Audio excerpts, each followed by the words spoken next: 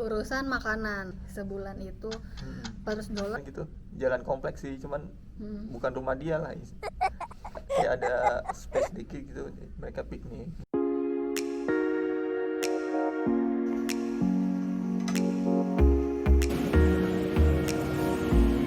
Hai guys, balik lagi ke channel Surya Dina Anissa. Nah, setelah kita di video-video sebelumnya udah sempet bahas tentang beasiswa Fulbright yang diterima sama suami, dan alhamdulillah kita lumayan dapat antusias yang bagus ya. Ada juga yang komentar-komentar, nanya-nanya kayak gitu. Nah, di video kali ini kita mau fokus tentang biaya hidup di Amerika, khususnya buat mahasiswa dan yang bawa keluarganya ke sini. Soalnya kan kadang-kadang jadi pertanyaan ya. Mungkin kalau ada teman-teman yang kepingin juga gitu kan, terus mungkin lagi mikir-mikir dari sisi biaya seperti apa sih gitu kan. Iya. Nah, mungkin ini bisa jadi gambaran gitu ya, kurang Iya, lebih. oke. Kita bakal mulai pertama itu paket data, langganan paket data di sini. Oh iya, sebelumnya ini sekarang kita lagi ada di salah satu gedung yang ada di kampus University of Maryland. Ini kita di dalam karena di luar itu lagi dingin banget. Langsung kita mulai aja. Buat biaya hidup yang di Amerika itu tuh kayak gimana sih buat pelajar? Pertama sih yang pasti semuanya itu tuh tergantung lifestyle ya, tergantung kita punya gaya hidupnya gimana, mau yang hemat atau mau yang lebih nyaman gitu juga bisa. Kita mulai dari yang pertama itu ada biaya paket data atau internet. Nah, kalau buat paket data mungkin dimulai dari yang aku tahu dulu ya. Kita tuh punya paket data itu dari providernya Mint. Kenapa kita pakai Mint Mobile? Sebenarnya Mint Mobile itu operator kecil ya. Jadi kalau di Amerika yang terkenal itu kan kayak AT&T, terus T-Mobile gitulah ya, Verizon gitu. Nah, ya. cuman kemarin mutusin pakai Mint Mobile karena memang paling murah sih jujur aja. Jadi setelah dipikir-pikir kan, kebetulan tinggalnya di kota ya, bukan di kota sih ya, di kota pinggiran kota besar gitu ya. Jadi untuk jangkauan sinyal operator kecil kayak Mint itu dia masih bagus gitu. Dan jujur aja kebetulan nggak ada rencana buat masuk ke daerah-daerah pelosok atau apa gitu ya. Memang kalau misalkan daerah tinggalnya mungkin agak ke yang lebih pedesaan gitu ya, itu biasanya nggak ada gitu sinyalnya. Tapi kebetulan ini ada. Nah, jadi ya udah kita manfaatin aja. Nah, itu biayanya kalau per bulan bisa cuman $20 gitu ya. Itu paket datanya 4 giga, memang kecil sih. Cuman waktu itu pernah sempet pakai 10 giga. Akhirnya sisanya banyak gitu. Jadi dalam sebulan sisanya bisa 8 giga gitu. Jadi sebenarnya mubazir kan. Karena memang hampir setiap hari, setiap waktu pakai wifi. Jadi ya akhirnya cari aja yang murah, terus paketnya juga yang kecil gitu. Jadi yang penting ya bisa itulah internetan gitu kalau di luar. Terus juga di Amerika ini untuk biaya telepon sama SMS tuh biasanya gratis ya. Jadi unlimited gitu. Jadi orang di sini memang unik gitu. Jadi kalau di kita kan WhatsApp ya itu populer. Di sini itu malah enggak gitu. Jadi orang kalau pakai WhatsApp itu biasanya justru orang-orang yang non Amerika gitu. Jadi mereka pakainya teks, SMS gitu. Atau telepon kalau atau telepon karena memang di sana ya itu telepon gratis ya, sepuasnya. Jadi kita nggak sayang gitu kalau mau telepon orang, jadi telepon aja. Iya benar, nggak sayang pulsa lah. Terus juga kebetulan dari kampus kan dia ikut program wifi yang namanya EduRoam ya. Iya. Nah itu biasanya kalau di kampus-kampus mereka ikut itu tuh program EduRoam itu. Jadi wifi-nya antar kampus gitu ya, di tiap-tiap tempat pendidikan itu ada wifi. Itu biasanya itu tinggal connect aja kalau misalkan memang pelajar gitu. Jadi ya kita pakai itu gitu. Oke, jadi paket data itu ada yang murah, dimulai tadi dari berapa $? 20 ya. $20. Oh ya, ini sih biasanya kalau yang operator besar juga mereka punya family plan ya. Iya. Nah itu biasanya kalau teman-teman itu strateginya dia ngumpulin gitu, jadi misal 5 orang dibikin satu family gitu kan. Nah itu jadi murah juga sih, kayak mungkin sekitar 30-an gitu ya. Nah, jadi ya nggak beda jauh sih sebenarnya, jadi nggak terlalu signifikan. Tinggal dicari mau sama siapa sharing paket Iya, datanya betul. itu kan. Lanjut ke urusan makanan. Sebulan itu $400 kalau di Indonesia berarti kurang lebih 6 jutaan rupiah. Dan itu Bertiga ya. itu udah bertiga, kita udah bertiga dan kita itu lokasinya kan di Maryland. Jadi ada yang lebih murah lagi dan juga ada yang lebih mahal lagi. Mungkin di kota besar agak sedikit lebih mahal, apalagi kalau misalnya lifestyle-nya makin yang nyamannya lagi makin gede lagi. Itu kita ini ya masak ya, Nah, 3 kali sehari ya. masak itu yang sangat ngebantu kita ngontrol kita punya pengeluaran di makanan. Bahan makanan itu lengkap, supermarket tuh banyak pilihannya. Jadi kita itu pelangganan ada di supermarket Jerman namanya Lidl gitu. Nah itu tuh menurut kita paling terjangkau di antara supermarket lain yang ada di sekitar kita gitu. Nah kita beli bahan makanan biasanya seminggu sekali karena juga kapasitas dari kulkas kita juga terbatas. Di total ya kurang lebih segitu sih. Udah termasuk ini juga sih, kayak sabun mandi dan lain-lain gitu ya, kayak buat cuci piring, jadi udah semua lah ya, grocery. Gitu. Beberapa bahan makanan itu lebih mahal di sini, beberapa juga malah lebih murah di Amerika gitu. Tergantung kita maunya kayak apa. Oke. Terus habis itu kalau misalnya bawa anak nanti anak aku gimana ya, pampersnya itu harganya berapaan ya, apa aku harus udah buru-buru selesaiin potty training gitu dulu kan, kalau ibu-ibu mikirnya kayak gitu ya. Terus habis itu nanti apa susu bawa aja ya dari Indonesia gitu. Nah buat kebetulan sih kalau untuk susu anak kita itu tuh Giandra belum ada susu formula khusus gitu, dan dia juga belum mau minum susu whole milk, jadi susu murni yang dijual di supermarket itu dia belum mau. Biasanya kita langsung beli keju aja atau minum makanan atau bahan makanan yang pengganti dari kalsiumnya kayak gitu. Nah kalau untuk Pampers menurut kita sih harganya beda tipis ya. Iya, kita yang jelas Pampers itu sebulan 2 kali beli ya. Kurang lebih 2 kali beli, itu masing-masing isi 66 ya. Jadi sekali beli itu 26 lah, $26 gitu. Jadi ya 50 sampai $60 gitu. Iya, Iya, 50. aku hafal banget karena biasanya kalau udah urgent aku yang Kalau susu nih, susu formula kita belum pengalaman beli juga, tapi kalau susu cair gitu murah di sini. ya sebenarnya kalau dilihat-lihat beda tipis sama di Indonesia lah gitu. Cuman yang unik itu kalau susunya di Lidl itu menurut aku sih awet banget. Jadi kalau di Indonesia sih inget aku ya, susu kayak gitu begitu dibuka tuh seminggu udah nggak enak gitu. Nah ini kalau di sini bisa 2 minggu. Iya. Kurang tahu sih kenapanya. Semoga aja aman. Iya. Nih kalau buat anak itu, kalau yang udah gede pertimbangannya buat sekolah ya. Nah Iya. cuman kebetulan Gian belum sekolah nih Belum dia gitu. Tapi sih setahu aku ya di sini itu emang public schoolnya gratis ya. Mungkin yang gak gratis itu daycare ya. Kalau Iya. daycare kita sempet tanya-tanya beberapa daycare gitu, karena penasaran juga kan. Sebenarnya lebih ke biar kalau ternyata memang masuk gitu ya range harganya dan bisa, ya biar Gian punya temen kan awalnya. Cuman ternyata ya lumayan gitu. Emang mereka servisnya itu buat orang-orang kerja, jadi bukan ini ya apa, PAUD, bukan PAUD ya, Iya. tapi memang Bener-bener ya, full penitipan dari anak gitu. iya, nitipin anak dari pagi sampai sore gitu. Itu sih yang kita temuin di sekitar kita. Cuman nggak tahu ya daerah lain, karena ada juga temen yang di Washington DC cerita ada sekolah yang gratis ya Iya.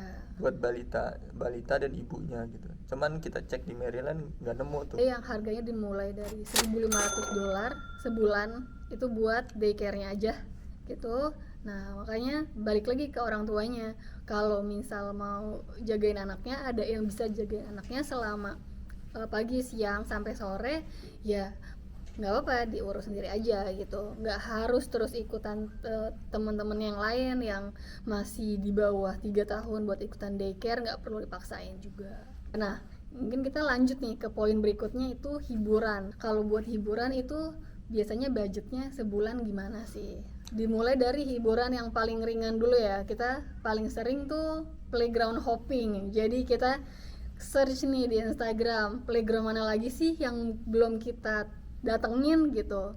Kita cari di Google Maps yang terdekat yang mana sih gitu kan. Jadi mereka punya playground tuh di mana-mana ada ya. Iya, jadi kita beruntung sih daerah kita ini playgroundnya banyak banget. Jadi Ya. di sekitar apartemen aja udah ada 4 ya, Mm-mm. 4 playground gitu. Jadi kadang-kadang kita mikir ini lebih banyak playgroundnya daripada anak-anaknya gitu. Apalagi musim dingin kan pada nggak keluar, Iya, jadi musim playground tuh udah sepi semua. Standarnya bagus-bagus ya di sekitar kita gitu, jadi ya nyaman banget sih gitu untuk playground. Playground, habis itu perpus. Jadi kita itu minimal sebulan sekali itu ke perpus. Kita paling sering ngunjungin yang di Silver Spring. Nah, ini mereka punya perpus. Di situ tuh buku anaknya lengkap semua. Buku-buku bahasa Inggris ya. Itu lengkap. Jadi kita biasa sekali minjem tuh antara 7 sampai 10 buku dan kita bakal balikin Bisa itu tuh sebulan lagi. iya sebenarnya itu 2 minggu dan itu bisa di extend ya sampai sebulan gitu. Itu free, biaya pendaftaran membernya juga free. Terus paling kalau hiburan ya balik ke orangnya ya, kita emang nggak jauh-jauh ya, emang kita nggak hobi kan ya buat nonton-nonton atau apa gitu kan. Iya. Kita lebih suka ya acara ini lah, rame-ramean bertiga gitu. Jadi kalau buat paling ya kita pernah mainnya apa, bowling ya. Bowling itu di kampus itu kira-kira kalau main berdua ya $10 lah gitu. Iya. Itu sekali game ya, sekali selesai gitu. Terus kalau misalkan ini lagi musim dingin nih, banyak ice skating di mana-mana, ice skating outdoor gitu ya. Nah itu harganya bervariasi tuh, pernah ada yang $10, ada yang ya 10 sampai $20 lah gitu per orang ya. Ada juga yang dari Conti gitu, punyanya Conti, itu fasilitasnya kemarin kita pingin kesana cuma belum sempet, jadi itu sekitar $5 ya. Ada program yang $5 gitu per orang buat parent and toddler gitu. Nah itu lumayan banget sih. Terus apalagi ya hiburan itu, Museum. oh ya museum ini kebetulan di Washington DC ini banyak banget museum gratis gitu. Jadi Iya. itu yang bikin kita semangat dan seneng banget ngunjungin museum, karena semuanya hampir semuanya gratis gitu ya di Washington DC. Nah itu museum Smithsonian itu semua gratis, jadi tinggal masuk aja Iya, itu gitu, all day ya, setiap hari, all day setiap hari sepanjang tahun gitu ya. sepanjang Nah tahun. cuman kalau misalkan museum yang gak gratis kayak di kota-kota lain mungkin banyak yang gak gratis gitu kan. Kayak kita pernah ke museum College Park sini itu satu orang $10 gitu. Kita sih mungkin kurang dari 50 ya gitu. Dalam sebulan. Dari informasi yang kita terima juga buat yang di kota-kota lain, kota besar yang mereka juga yang berbayar pun di museumnya itu suka nyediain kayak 1 hari dimana di jam-jam tertentu itu free access. Bisa jadi tips juga buat hiburan hematnya. Nah, terus habis itu bisa piknik juga. Jadi di sini itu namanya lapangan hijau terhampar kayak gitu, itu ada di mana aja, deket-deket playground, banyak juga taman-taman kayak gitu, dan ya cuek aja gitu. Iya. Di sini orang-orang kayak gelar pakai selimut, terus habis itu duduk sambil makan, sambil belajar, sambil baca buku, sambil tiduran kayak gitu, udah wajar. Mungkin ini yang beda ini ya, kalau di Jakarta gitu ya atau di Indonesia gitu yang lihat rumput bagus gitu, kita mau nginjek biasanya nggak boleh.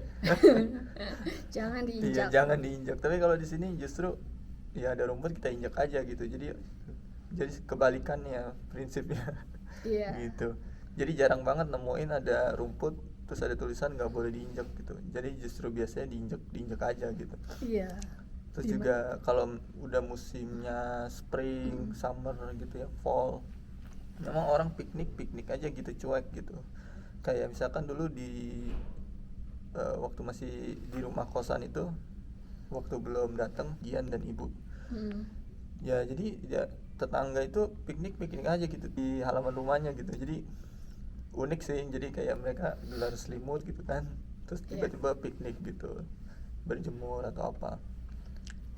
Terus pernah juga nemu orang di pinggir jalan ya, jadi di pinggir jalan gitu, jalan kompleks sih, cuman bukan rumah dia lah, kayak ada space dikit gitu, mereka piknik Iya. gitu. Kalau di Jakarta kayaknya lagi ngetren piknik, tempat-tempat piknik ya, lagi ngetren juga tuh kayaknya di Instagram. Nah, ada juga kayak event-event musiman. Jadi misal nih kita yang kita pernah datengin ya, itu buat musim gugur itu pumpkin patch. Jadi kita itu datang ke Festival pumpkin festival gitu lah ya. pumpkin gitu. Fall Festival sih namanya. Fall Festival, dan itu kita datangin ke Cock Farm. Jadi sawah atau pertanian punya itu bisnis keluarga gitu. Nah, kita waktu itu bayarnya berapa ya? Kalau nggak salah itu beda-beda sih tergantung hari. Nah kita waktu itu dapat hari yang lumayan oke lah. Jadi Ya. sekitar satu orang $7. Ya, itu nanti kalian juga bisa cek aja video kita yang Cock Farm itu buat lebih detailnya. Intinya datangin event-event sesuai musimnya itu banyak banget di seluruh Amerika. Kita lanjut ya ke poin berikutnya, itu biaya tempat tinggal. Nah ini biaya tempat tinggal nih komponen paling besar ya, dan paling menentukan sebenarnya gitu. Jadi kalau komponen yang lain dibandingin tempat tinggal ini jauh lah gitu. Nah biasanya kalau memang pingin niat menghemat ya di tempat tinggal gitu. Nah ini pengalaman ya, jadi waktu masih di kosan gitu ya, cuman nyewa satu kamar gitu, kebetulan dapet yang harganya 515 gitu. Nah tapi itu belum termasuk listrik, terus air, internet ya.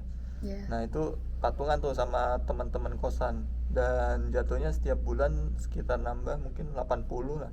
Jadi total biayanya jadi sekitar 600 lebih dikit lah gitu. Jadi $600 itu untuk satu kamar biasa ya. Cuman memang ini karena kita di daerah suburban gitu ya, bukan di tengah kota, jadi kayak keuntungannya adalah di sini ya space-nya gede-gede gitu. Jadi kalau rumah kamar menurut kita sih space-nya gede gitu dibanding waktu kita misalkan ke New York ya waktu itu. Iya. Nah itu kan ya itu kecil-kecil ya rumah di sana ya gitu. Kamarnya juga kecil-kecil. Dengan harga yang sama, Dengan harga yang dapat sama space-nya atau malah lebih lebih mahal kecil. gitu. Iya, benar. Gitu. Kemarin kan abis dari kosan terus karena datang Gian sama ibu, jadi aku pindah ke apartemen gitu. Nah itu waktu nyari-nyari ya memang daerah sini lumayan mahal gitu sebenarnya dibanding ke kawasan Amerika. Untuk standar Amerika ini termasuk kawasan mahal ya, daerah sekitar Washington DC. Jadi untuk apartemen itu untuk satu kamar itu bisa 1.500 ke atas lah gitu. 1.400 itu udah murah lah. Ya. Ada sih 1.200 tapi biasanya belum masuk utilities. Nah, cuman kemarin akhirnya kita ambil yang 2 kamar ya apartemennya, karena memang pertimbangannya pengelola apartemen mereka punya occupancy limit gitu.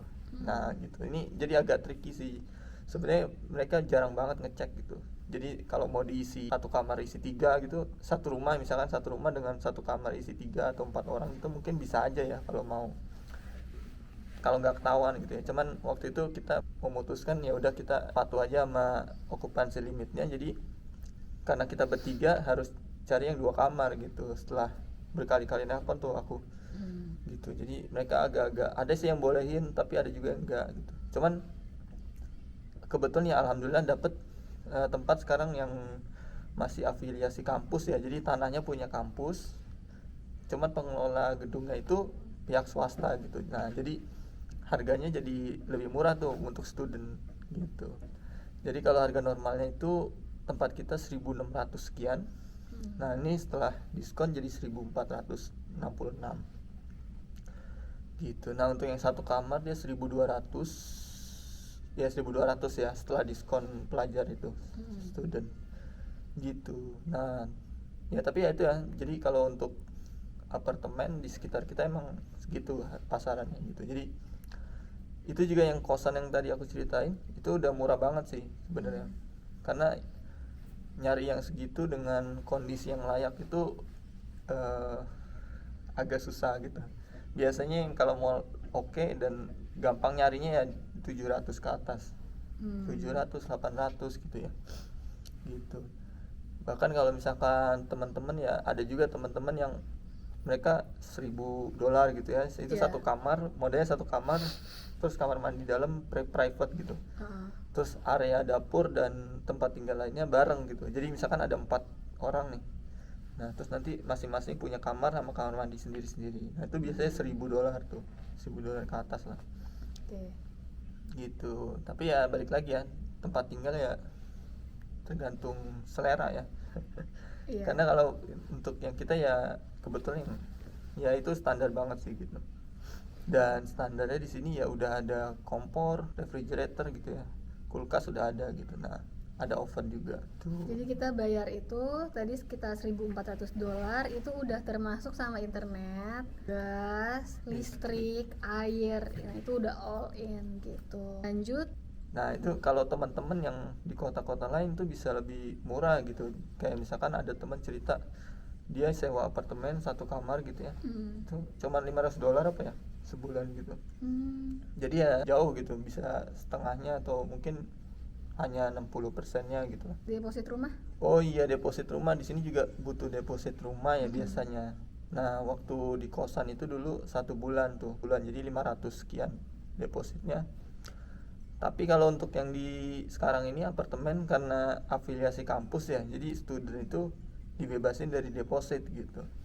Jadi karena kita student ya udah nggak pakai deposit gitu. Jadi lebih ringan dong ya. Cerita teman yang pas dia udah pindah gitu ya, depositnya lama keluarnya, ada juga yang gitu. Atau misalkan dipotong gara-gara dinilai ada rusak apalah di rumahnya gitu. Yang terakhir tuh tempat tinggal kayak furnitur. Oh iya, furnitur ya. Kebetulan apartemen kita kan unfurnished, jadi itu semua benar-benar kita isi sendiri gitu ya. Iya. Nah, jadi waktu pindah itu borong orang yang pindahan gitu kan, dia mau pulang ke negaranya, aku borong semua tuh Barang-barang yang barang-barang ditinggalin. pancinya gitu Iya. segala macem. Itu habis kita $130 buat peralatan masak ya, Iya, dan panci, sendok makan, piring gitu. jatuhnya jauh lebih murah dibanding kita beli baru, misal di Target terus eceran kayak gitu, jatuhnya pasti lebih mahal. Paling mending harus dibeli baru itu tempat tidur kan. Iya, kasur itu paling murah sekitar 200-an yang baru lah, size-nya queen ya. Cuman queen size di sini ada beberapa kan. Ya, queen size di sini beda dengan di Indonesia ya. Jadi kalau kita rasa sih lebih kecil ya. Karena kita nggak tahu kalau misalnya beli bekas itu ada tungau kayak gitu, dan itu kan sensitif langsung ke kulit ya. Ke poin yang terakhir ya, itu tentang transportasi. Nah, buat transportasi ini kebetulan karena kita di sini nggak pakai mobil ya, jadi kita itu selalu pakai antara sepeda atau transportasi umum. Sini juga sama gitu, ada bus juga, ada kereta kayak gitu kan. Terus atau bisa skuter juga. Kalau sepeda itu waktu itu kamu beli berapa? Aku sepeda beli $280. $280. Biaya transportasi kita selama sebulan. 100 paling 100. Ya tergantung, kalau lagi tiap minggu keluar 2 kali gitu ya mungkin bisa sampai 100 gitu. 100 per bulan ya. Tapi kayaknya bisa juga lebih kecil ya, kayak 50-60 gitu. Iya. Realnya gitu ya. Cuman Iya. biasanya kita anggap 100 lah gitu. Kalau sekali Yes. naik bis itu $2 gitu. Jadi transitnya bisa berkali-kali $2. Terus untuk kereta metro di Washington DC dan sekitarnya ini harganya beda-beda tuh. Cuman biasanya sih antara $3 sampai mungkin sekitar 4 gitu ya. Atau 5 gitu. Ada juga jam rush hour-nya. Jadi kalau rush hour lebih mahal. Cuman enaknya di sini lagi udah di diskon nih. Jadi sekarang kalau naik bis terus nyambung kereta atau naik kereta terus nyambung bis, nah itu bisnya jadi gratis. Jadi dipotong $2. Ada juga gara-gara pandemi beberapa servis layanan bis itu digratisin sama pemerintahnya. Kalau kepepet ya naik Lyft ya sama Uber gitu. Kalau lagi pingin cepet atau misalkan nggak terjangkau. Iya, Lyft itu variatif sih. Kita pernah naikin itu antara 10 sampai $15 untuk jarak sekitar 2 sampai 5 kilometer lah gitu.